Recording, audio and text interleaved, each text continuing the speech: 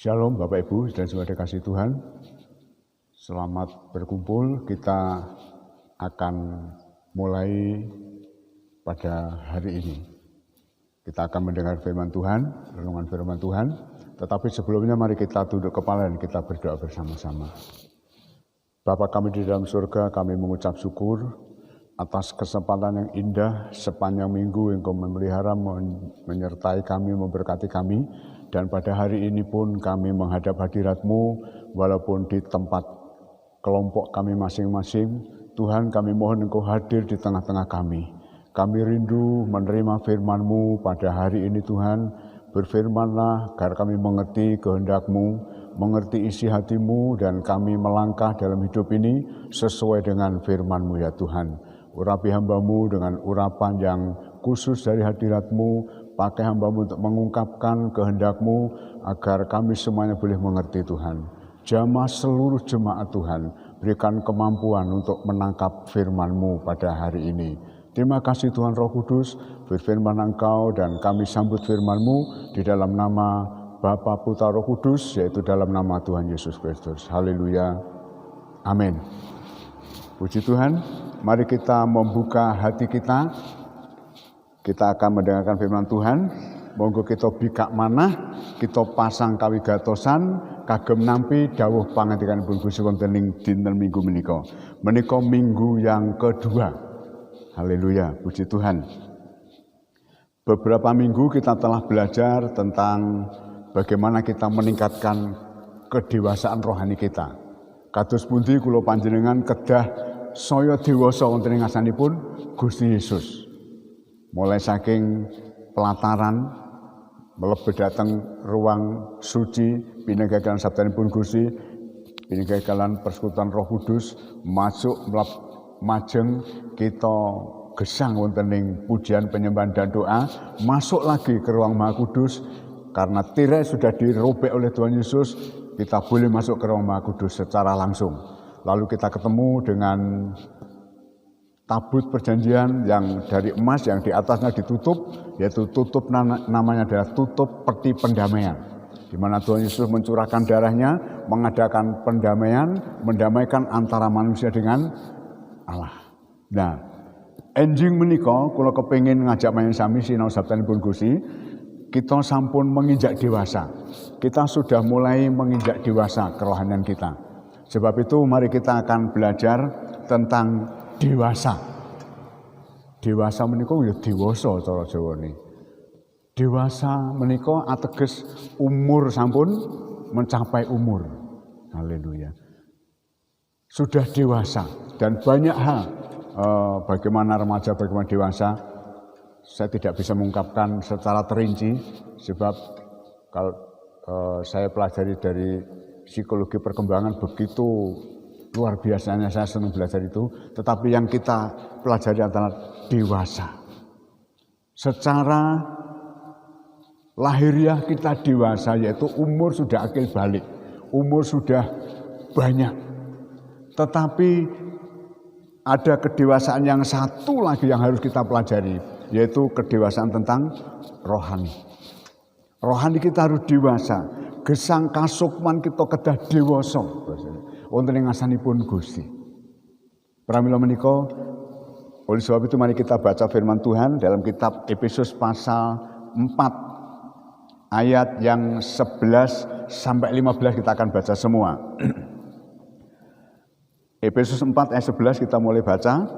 Dan ialah yang memberikan baik rasul-rasul maupun nabi-nabi, baik pemberita-pemberita Injil maupun gembala-gembala dan pengajar-pengajar untuk memperlengkapi orang-orang kudus bagi pekerjaan pelayanan, bagi pembangunan tubuh Kristus, sampai kita semua telah mencapai kesatuan iman dan pengetahuan yang benar tentang Allah, kedewasaan penuh dan tingkat pertumbuhan yang sesuai dengan kepenuhan Kristus, sehingga kita bukan lagi anak-anak yang diombang-ambingkan oleh rupa-rupa pengajaran, oleh permainan palsu manusia dalam kelicikan mereka yang menyesatkan, tetapi dengan teguh berpegang kepada kebenaran di dalam kasih kita, bertumbuh di dalam segala hal ke arah Dia Kristus yang adalah kepala.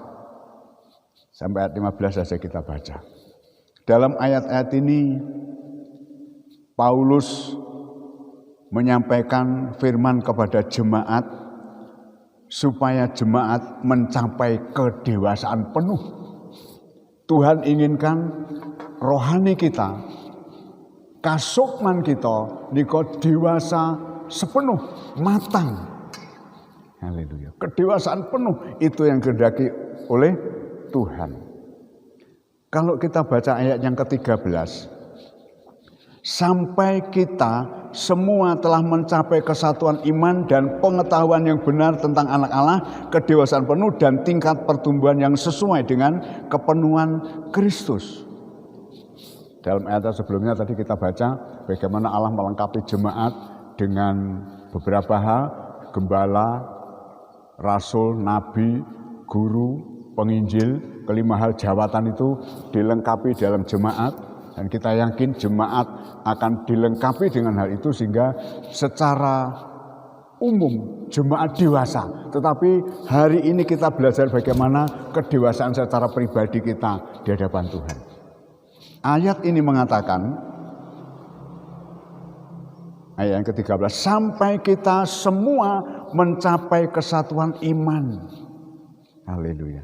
Ayat yang ke-13 mengatakan kalau kita betul-betul jemaat sudah dewasa, kita bisa mencapai kesatuan iman. Kesatuan iman.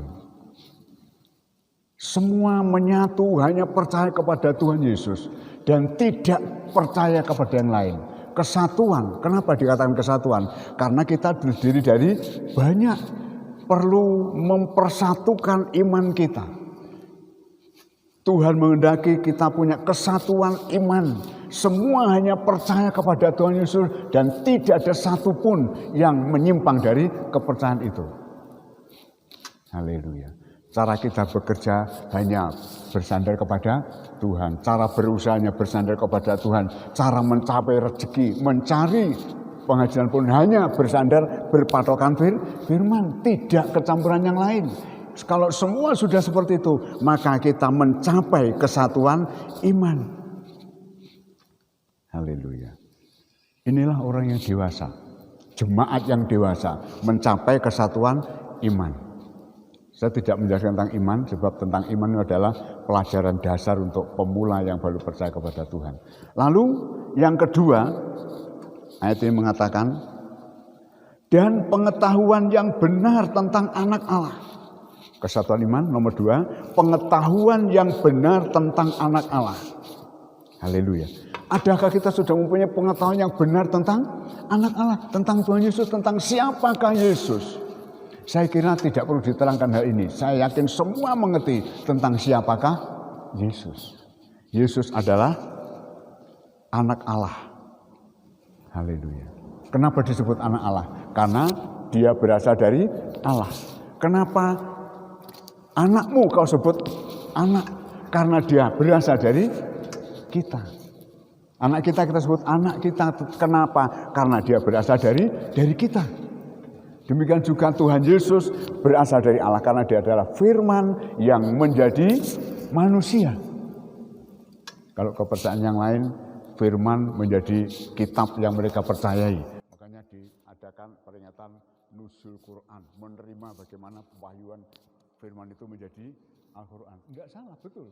Tetapi bagi kita, firman itu menjadi pribadi Tuhan Yesus. Menjadi manusia dan tinggal di antara kita. Ayat 14 ayat 1 ayat 14 dikatakan bahwa kalam firman itu telah menjadi daging dan tinggal di antara kita. Haleluya. Jadi ada perbedaan yang mereka firman itu menjadi kitab suci, tapi bagi kita firman itu hidup menjadi manusia, yaitu Tuhan Yesus Kristus. Jadi siapakah Yesus? Dia adalah firman yang menjadi manusia. Beberapa kali saya sampaikan jenengan, bahkan kepada orang lain yang belum percaya pun saya sampaikan kenapa Isa itu dikatakan Isa Rohullah, karena dia adalah pribadi Allah. Bagaimana bisa pengertian tentang ilmiahnya bahwa Yesus itu adalah Allah pribadi? Karena dia adalah firman. Tubuhnya itu jelmaan dari firman. Dan rohnya adalah rohnya Allah sendiri. Kalau tubuhnya itu firman Allah, rohnya Allah, siapakah dia? Bukankah dia Allah pribadi? Itulah pengetahuan yang benar tentang anak Allah. Karena Yesus Kristus adalah memang betul-betul Allah. Haleluya. Jadi kita mencapai pengetahuan yang benar tentang anak Allah. Nomor 3, kedewasaan penuh. Haleluya. Ini yang kita bicarakan tentang hal ini. Yaitu kita mencapai kedewasaan penuh. Sesuai yang sudah kita pelajari beberapa mulai bulan-bulan lalu tentang tabernakel, itu satu gambaran tingkatan rohani kita. Mulai dari halaman kita sudah masuk ke ruang kudus, padahal sebenarnya di situ adalah hanya imam yang boleh masuk, tetapi Petrus mengatakan kita adalah imamat yang rajani. Kita layak masuk ke situ. Bagaimana kita masuk? Paksa dirimu untuk membaca firman sampai kita betul-betul ketagihan akan firman Tuhan. Sekali lagi saya katakan, mari kita paksa diri kita untuk membaca firman Tuhan sampai kita punya rasa betul-betul ketagihan firman. Kalau satu hari kita tidak baca firman, rasanya lapar seperti orang tidak makan. Itu namanya kita sudah ketagihan. Itu tanda bahwa kita sudah masuk ke ruang kudus. Lalu sebelah kiri ada kaki dian pelita, yaitu roh, lambang dari Roh Kudus yang ada dalam diri kita, sehingga kita menjadi terang bagi dunia. Maju kita sampai ke mezbah dupa, yaitu hidup penuh dengan pujian, penyembahan dan doa di hadapan Tuhan. Lalu masuk lagi di ruang Maha Kudus. Berarti kita mencapai kedewasaan penuh kalau kita sudah masuk di dalam ruang Maha Kudus. Padahal di situ imam besar pun cuma sekali setahun membawa korban, darah korban ke situ. Tetapi Tuhan Yesus yang sudah melakukan itu semuanya. Dan Tuhan sudah merobek tirai itu. Juga semua orang yang percaya kepada Tuhan Yesus, yang sudah mencapai kedewasaan penuh, maka orang itu sudah masuk ke dalam ruang Maha Kudus. Jadi hari ini jika kita sudah dewasa penuh, kita betul-betul sudah merasakan masuk dalam ruang Maha Kudus. Kita mengalami Tuhan dalam hidup kita. Mengalami Tuhan Yesus dalam hidup kita, menikmati persekutuan dengan Dia yang sangat intim, sangat luar biasa. Dalam doa, dalam pujian kita merasakan persekutuan dengan Dia. Kita mengalami Tuhan dalam hidup kita. Nah, itu kepenuhan Kristus, mengalami pertumbuhan rohani yang dewasa, kedewasaan penuh. Lalu dan tingkat pertumbuhan yang sesuai dengan kepenuhan Kristus. Haleluya. Tingkat pertumbuhan yang sesuai dengan kepenuhan Kristus. Berarti ketika kita mengalami Tuhan dalam hidup kita, kita bisa menikmati, mencapai yaitu pertumbuhan yang sesuai dengan kepenuhan. Mencapai pertumbuhan rohani, pertumbuhan kehidupan rohani yang dewasa. Kita setiap saat bisa menikmati perjumpaan dengan Tuhan. Kalau bahasa Jawa mengatakan kita saged ngalami manunggaling kawulolan Gusti. Disitulah letaknya. Orang-orang kebatinan sangat getol mereka olah kasukman.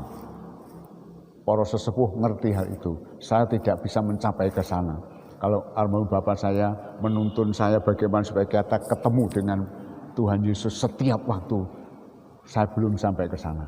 Saya dituntuni tapi konsentrasi saya belum bisa sampai ke sana. Kalau almarhum Bapak begitu duduk langsung ketemu Tuhan. Kenapa? Karena mereka memang sudah biasa olah kasukman, orang kebatinan, noto batin, noto pikir manunggal ingasanipun Gusti Yesus. Madhep mantep ngaring Allah, mandeng pucuk ing grana, tegesipun manunggal kalian wonten ing ngasanipun Gusti Yesus, dan mengalami Kristus dalam hidup kita. Itulah yang dikehendaki Tuhan. Bapa kita punya kerinduan kepada anak-anaknya, ingin bersatu, ingin hidup bersama selama-lamanya. Itu hatinya Bapa. Sekali lagi, hatinya Tuhan itu kepingin berjumpa, kepingin ketemu, kepingin setiap saat ada dengan kita. Itulah hatinya Tuhan. Sebab itu punyalah hati seperti itu. Kalau Tuhan punya hati seperti itu, mari kita juga punya hati dengan Tuhan seperti itu. Sehingga kita setiap saat bisa ketemu dengan Tuhan. Kita bisa ketemu dengan Tuhan. Setiap kita masuk di dalam doa. Lalu nomor 1 tadi mencapai kesatuan iman. Nomor 2 mencapai pengetahuan yang benar tentang anak Allah. Nomor 3 mencapai kepenuhan untuk mengalami Kristus dalam hidup kita. Ayat yang ke-15. Kita melompat ayat 15 dulu. Sebab ini tentang yang dewasa. Tetapi dengan teguh berpegang kepada kebenaran, di dalam kasih kita bertumbuh di dalam segala hal ke arah Dia, Kristus yang adalah kepala. Jadi bagi yang rohaninya dewasa, yang nomor 4 adalah ayat yang ke-15 ini. Dengan teguh berpegang kepada kebenaran di dalam kasih. Dengan teguh berpegang kebenaran. Kebenaran kita pegang dengan teguh. Jangan sampai goyah. Kalau namanya teguh, itu kalau dulu di Etan Rejing itu sungai kan masih bersih, masih gede gitu. Airnya masih meluap-luap. Nah, di tengah-tengah ada batu yang besar. Pada setiap musim hujan pasti keterjang banjir yang sangat besar. Tetapi setelah banjir hilang, batu itu tetap ada di situ. Itu namanya teguh. Demikian juga rohani kita, iman kita. Apapun yang melanda dunia ini, yang melanda hidup kita, kita harus tetap teguh. Percaya kepada Tuhan Yesus. Itu iman teguh. Haleluya. Iman yang dewasa itu tengerane kita dewasa ing ngasanipun Gusti Yesus. Apapun yang terjadi dalam hidup kita, dalam dunia ini, kita berpegang teguh akan iman kita kepada Tuhan Yesus, kepada kebenaran, yaitu Tuhan Yesus Kristus. Haleluya. Sebab kebenaran adalah Tuhan Yesus. Aku inilah jalan, kebenaran, dan hidup. Jadi kita berpegang kepada kebenaran dengan teguh, tidak tergoyahkan, karena kita dewasa. Haleluya. Nanti kita lihat perbandingan yang masih kanak-kanak. Di dalam kasih kita bertumbuh di dalam segala hal ke arah Dia. Di dalam kasih berpegang teguh kebenaran, di dalam kasih, ya, terus bertumbuh ke arah Dia.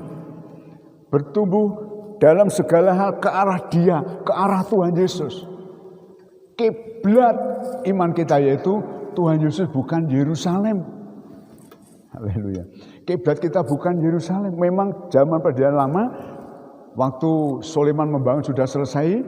Apabila orang berdoa dari menghadap ke kiblat ini, maka Tuhan akan mendengarkan. Tetapi kiblat kita di perjanjian baru adalah Tuhan Yesus, bukan Yerusalem. Tetapi Tuhan Yesus kiblat kita. Makanya pertumbuhan kedewasaan rohani kita itu ke arah Dia, ke arah Tuhan Yesus. Nomor 1 itu tujuannya. Ke arah Tuhan Yesus Kristus. Jadi kita akan mengalami Dia setiap kita ketemu, setiap kita berdoa, setiap kita memuji menyembah, kita akan mengalami Dia. Kalau kita sudah bertumbuh terus mencapai kedewasaan. Jadi orang yang dewasa rohaninya, tengerane, saya katakan sekali lagi, nomor 1 mencapai kesatuan iman. Nomor 2 mencapai pengetahuan yang benar tentang anak Allah. Nomor 3 kepenuhan, mengalami kepenuhan Kristus. Nomor 4 berpegang dengan teguh akan kebenaran, bertumbuh ke arah Dia. Itu kita mencapai kedewasaan rohani. Tetapi itu tentang orang rohani. Tetapi yang kanak-kanak kita lihat ayat 14 kembali ke sana. Sehingga kita bukan lagi anak-anak yang diombang-ambingkan oleh rupa-rupa angin pengajaran, oleh permainan palsu manusia dalam kelicikan mereka yang menyesatkan. Kalau rohani kita masih kanak-kanak, kita gampang diombang-ambingkan oleh angin pengajaran. Sebab di akhir zaman akan banyak nabi palsu, bahkan Kristus palsu yang kelihatannya pengajarannya baik, masuk akal, sangat ilmiah, tetapi ternyata menyesatkan, membawa kita keluar dari iman yang sejati. Kalau iman kita, rohani kita sudah dewasa, kita tidak akan bisa diombang-ambingkan. Tapi kalau masih kanak-kanak, Imannya masih kanak-kanak, gampang diombang-ambingkan oleh rupa-rupa angin pengajaran yang menyesatkan, oleh permainan palsu manusia dalam kelicikan mereka yang menyesatkan. Jadi nabi palsu itu membawa pengajaran palsu, mengombang-ambingkan iman yang belum kuat dalam permainan yang palsu manusia, dalam kelicikan, karena mereka yang menyesatkan. Jadi kita sangat penting harus dewasa rohani kita. Nah, sekarang bagaimana orang-orang yang sudah dewasa? Kita tidak gampang diombang-ambingkan. Kita punya iman yang teguh. Haleluya. Kita akan baca 1 Korintus 13.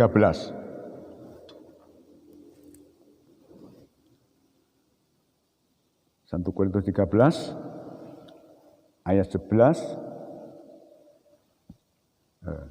1 Korintus 13.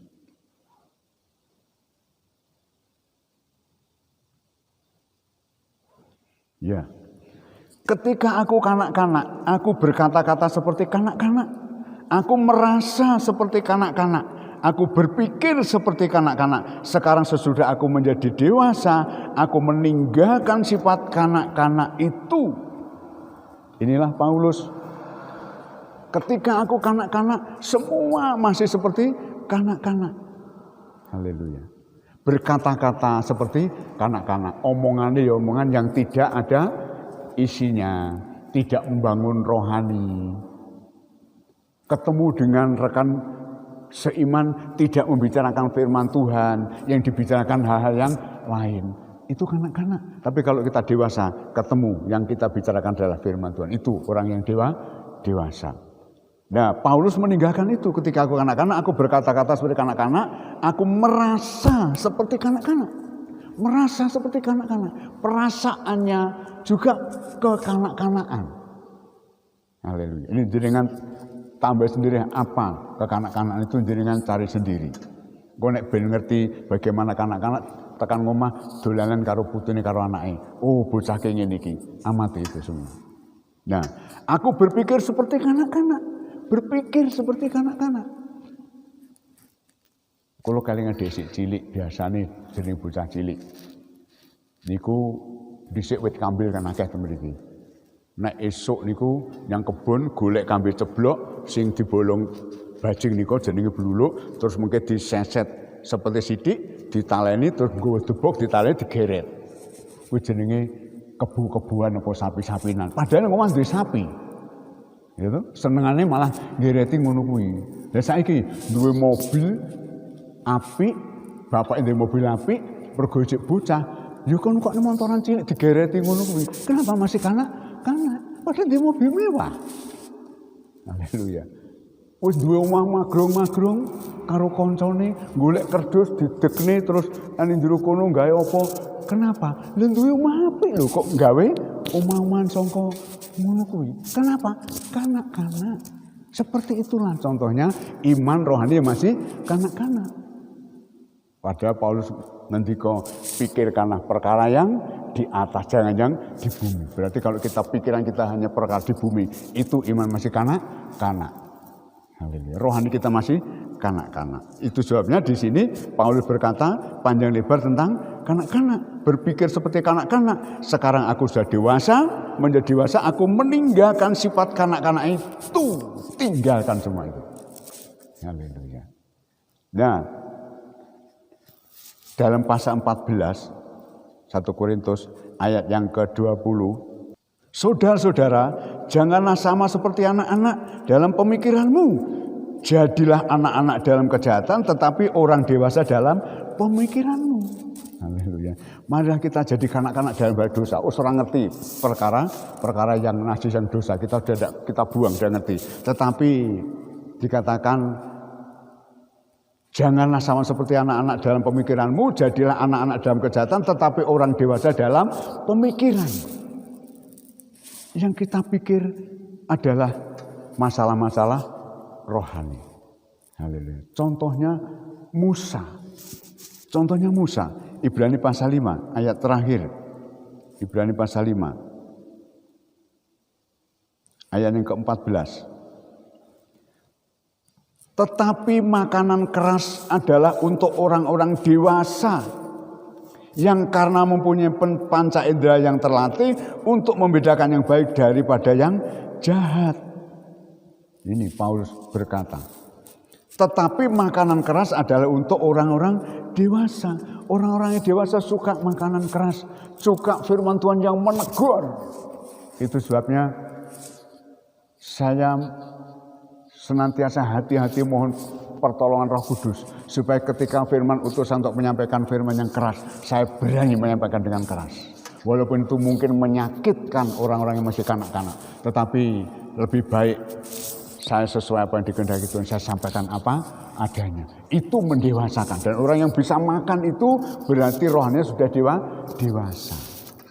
Kalau jenengan diberi firman yang keras, jenengan bisa menerima, itu tengarai yang sudah dewasa. Karena makanan keras untuk orang dewasa yang karena mempunyai panca indera yang terlatih. Haleluya. Panca indera terlatih. Panca indera rohaninya terlatih untuk melihat perkara-perkara rohani. Lalu untuk membedakan yang baik dan daripada yang jahat, ini luar biasa. Orang dewasa makanannya makanan keras. Nek mangan sate yo karo letak lombok, mangan tahu. Biasanya bapak-bapak ning ibadah kaum pria toh, disuguhi tahu goreng mesti goleki lombok. Kenapa? Nek tahu karo letak lombok itu rasanya kok greng gitu. Haleluya. Kenapa? Karena dewasa. Itu. Dewasa. Orang dewasa suka makanan keras. Kenapa? Karena mempunyai panca indera yang terlatih. Panca indera perasanya sudah terlatih untuk letus lombok gitu. Coba anak kan belum terlatih letus lombok. Wah, guer-guer nangis malah. Tapi karena kita sudah terlatih, indera perasa kita sudah terlatih, sering makan pedas, maka kita nyeplus lombok pun malah senang. Karena sudah terlatih. Dan untuk membedakan yang baik dan yang jahat gitu. Membedakan yang baik dan yang jahat. Bisa membedakan yang baik dan yang jahat. Itu tengaran kita sudah dewasa. Rohani kita. Apik kaya ngopo nek bukan Tuhan Yesus. No, gitu loh Bos. Pengajaran mungkin daki-daki apik pengajarannya, tetapi kalau itu bukan sumber dari Tuhan Yesus, tidak usah digapai. Itu akhirnya akan menyesatkan. Haleluya. Tapi kalau kita punya panca indera terlatih, maka kita bisa membedakan. Oh, ini sumber dari Tuhan, ini dari yang lain. Ini yang menyesatkan, ini yang membawa aku ke dalam kebenaran. Haleluya. Satu ayat lagi, Ibrani Masihan, pasal 11. Tadi saya katakan ada contoh, yaitu Musa. Haleluya. Ibrani 11, 24, 25. Karena iman, maka Musa setelah dewasa. Nah, karena iman, Musa setelah dewasa. Musa sudah dewasa, sudah bisa, sudah terlatih, sudah bisa membedakan yang baik dan yang jahat. Waktu kanak-kanak dia masih dolanan senang-senang di istana. Ya toh? Dengan konco-konco yang tidak merasa saya itu orang Ibrani, belum ngerti. Tapi setelah dewasa, dia sudah terlatih. Dia sudah bisa membedakan yang baik dan yang jahat. Oh, aku tiba dari bangsa Ibrani. Gek bangsa kuwi kene dijajah. Makanya di sini dikatakan karena iman maka Musa setelah dewasa. Berarti sebelum dewasa dia tidak bisa melakukan hal ini, yaitu menolak disebut anak putri Firaun. Bayangkan. Menolak disebut anak putri Firaun karena ia lebih suka menderita sengsara dengan umat Allah daripada untuk sementara menikmati kesenangan dari dosa. Ini contoh orang yang dewasa. Siapa dia? Musa. Dia hidup berkelimpangan harta di istana Firaun. Tetapi setelah dewasa, dia bisa membedakan yang baik dan yang jahat. Dia menolak disebut anak putri Firaun. Lebih baik menderita sengsara bersama dengan bangsanya. Haleluya. Kenapa? Karena segini, suka menderita sengsara dengan umat Allah daripada untuk sementara menikmati kesenangan dari dosa. Haleluya. Berarti dia sudah bisa membedakan antara dosa dan kebenaran. Haleluya. Antara yang benar dan yang salah. makanya dia lebih baik menderita sementara, tapi menerima kemuliaan yang kekal daripada kemuliaan di situ, di istana itu hanya sementara, tapi akhirnya mendapat hukuman. Inilah contoh orang yang dewasa rohaninya, yaitu Musa. Mari kita mencontoh Musa supaya kita betul-betul menjadi dewasa. Jadi sekali lagi kesimpulannya, haleluya, orang yang dewasa adalah orang yang sudah mencapai kesatuan iman, mencapai pengetahuan yang benar tentang anak Allah, kepenuhan Kristus atau mengalami Kristus dalam hidupnya, lalu berpegang dengan teguh akan kebenaran dan kasih, bertumbuh ke arah Dia. Tapi orang yang anak-anak itu belum bisa seperti itu. Yang dewasa suka makanan yang keras, punya panca indera terlatih, dapat membedakan yang baik dan yang jahat. Itulah renungan firman Tuhan pada hari Minggu ini, minggu kedua ini. Biarlah kita jemaat Tuhan, walaupun di desa kita harus mencapai kedewasaan rohani kita. Sehingga saat Dia datang, tidak ada satupun dari antara kita yang tetap tinggal di bumi akan masuk dalam pengangkatan. Kita berkumpul di hadirat Tuhan dalam kemuliaan sampai selama-lamanya. Amin. Tuhan berkati kita semua. Kita tunduk kepala. Bapa di dalam surga, kami mengucap syukur atas firman-Mu, renungan firman di hari Minggu ini. Walaupun singkat, kami mohon Tuhan Roh Kudus menjelaskan lebih jelas kepada seluruh jemaat agar mengerti dengan sungguh-sungguh ya Tuhan. Sehingga seluruh jemaat Tuhan, mulai dari anak-anak balita, para pemuda, remaja, keluarga muda, kaum pria, wanita, para manula, semuanya mencapai kedewasaan rohani di hadapan-Mu ya Tuhan. Kami mohon pertolongan-Mu ya Tuhan Roh Kudus, supaya jemaat-Mu betul-betul makin dewasa. Terima kasih Bapa. Kami mengucap syukur kehadirat-Mu, memberkati seluruh jemaat-Mu, memberkati kerohanian mereka, agar semua dewasa dan memberkati juga segala usaha pekerjaan jemaat-Mu, baik pertanian, peternakan, dagang, karyawan kantor, karyawan toko, pembantu rumah tangga, pegawai negeri, swasta, semua Tuhan berkati. Sesuai dengan janji-Mu, Engkau membukakan tingkap-tingkap langit, mencurahkan berkat-Mu ke atas hidup kami semua Bapa. Terlebih berkat rohani, damai sejahtera, sukacita, berkat kekuatan iman dan berkat hidup kekal itu Engkau limpahkan dalam setiap pribadi kami saat ini. Sampai Engkau datang kedua kali. Terima kasih Bapa, dalam nama Tuhan Yesus Kristus. Saudara dikasih Tuhan, pulanglah dengan membawa berkat rahmat, damai sejahtera, sukacita, kekuatan iman, kedewasaan rohani, berkat keselamatan. Diberkatilah segala usaha pekerjaan-Mu, sawah ladangmu, ternakmu, dagangmu, karyawan kantor, karyawan toko, pembantu rumah tangga, pegawai negeri, swasta, semua diberkati dengan berkat yang sempurna dari hadirat Bapa, Putra, Roh Kudus, dalam nama Tuhan Yesus Kristus. Semua yang percaya bersama-sama katakan, amin. Haleluya. Puji Gusti. Gusti berkahi pawartos pasamuan. Kangge benjing minggu untuk besok minggu kita masih menunggu berita dari kepala daerah yakni Bapak Bupati. Seperti hari ini kita masih ibadah di grup masing-masing karena masih ada instruksi dari Bupati, belum bisa dilakukan secara bersama-sama di gereja. Tapi kita tunggu perkembangan, kita doa saja. Haleluya. Berarti ibadah pertengahan minggu juga kita belum bisa berkumpul, kita nunggu perkembangannya. Kita doa supaya Tuhan cepat memberikan kesempatan untuk kita berkumpul bersama-sama di gereja. Tuhan memberkati, jangan lupa hari ini adalah minggu kedua. Persembahan untuk minggu kedua, jangan lupa. Haleluya. Gusti berkati, ngantos pinanggih wekdal candhaipun. Amin. Haleluya.